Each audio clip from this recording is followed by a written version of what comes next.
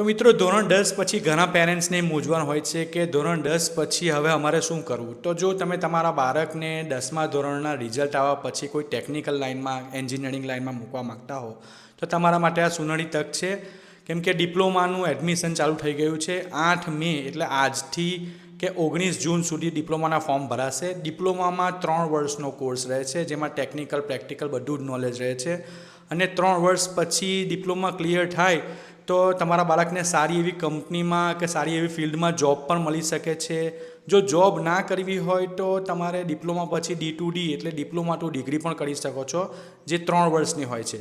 12th science પછી તમે કરો તો 4 વર્ષની થાય છે, અને D2D ડિપ્લોમા ટુ ડિગ્રી કરો તો 3 વર્ષનું થાય છે. તો આ તમારા માટે બહુ જ સારી તક છે.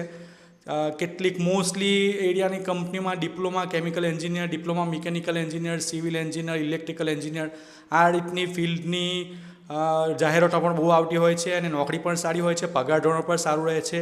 તો જો તમે તમારા બાળકને ડિપ્લોમા કરાવવા માગતા હોવ તો આજથી એટલે કે 8 મે 2026થી ઓનલાઈન રજિસ્ટ્રેશન ચાલુ થઈ ગયેલું છે.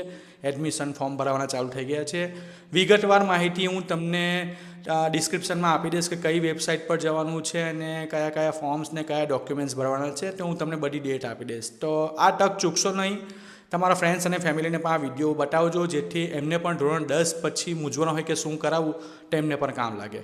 Thank you.